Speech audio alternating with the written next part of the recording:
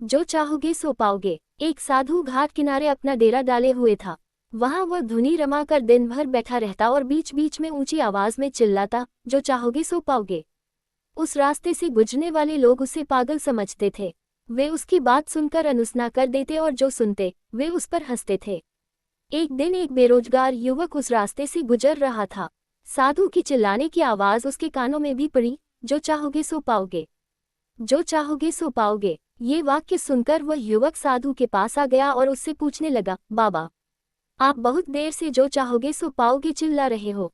क्या आप सच में मुझे वो दे सकते हो जो मैं पाना चाहता हूँ? साधु बोला, हाँ बेटा, लेकिन पहले तुम मुझे ये बताओ कि तुम पाना क्या चाहते हो। बाबा, मैं चाहता हूँ कि एक दिन मैं हीरों का बहुत बड़ा व्यापारी बनूं। क्या आप मेरी ये इच्छा पूरी कर सकते हैं? युवक बोला, बिल्कुल बेटा, मैं तुम्हें एक हीरा और एक मोती देता हूँ, उससे तुम जितने चाहे हीरे मोती बना लेना। साधु बोला। साधु की बात सुनकर युवक की आंखों में आशा की ज्योति चमक उठी। फिर साधु ने उसे अपनी दोनों हथेलियां आगे बढ़ाने को कहा। युवक ने अपनी हथेलियां साधु के सामने कर दी।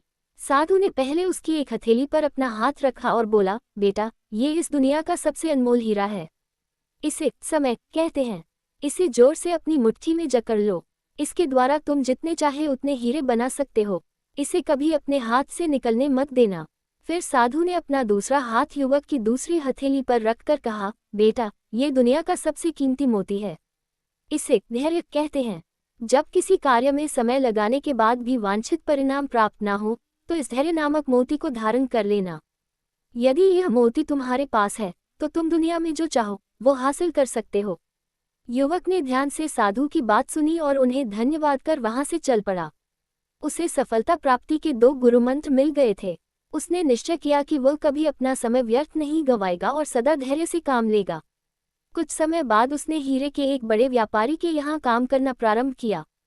कुछ वर्षों तक वह दिल लगाकर व्यवसाय का हर गुर सीखता रहा और एक दिन अपनी मेहनत और लगन से अपना सपना साकार करते हुए हीरे का बहुत बड़ा व्यापारी बना। सीख: लक्ष्य प्राप्ति के लिए सदा समय और धैर्य नाम के हीरे मोती अपने साथ रखें। अपना समय कभी व्यर्थ ना जाने दें और कठिन समय में धैर्य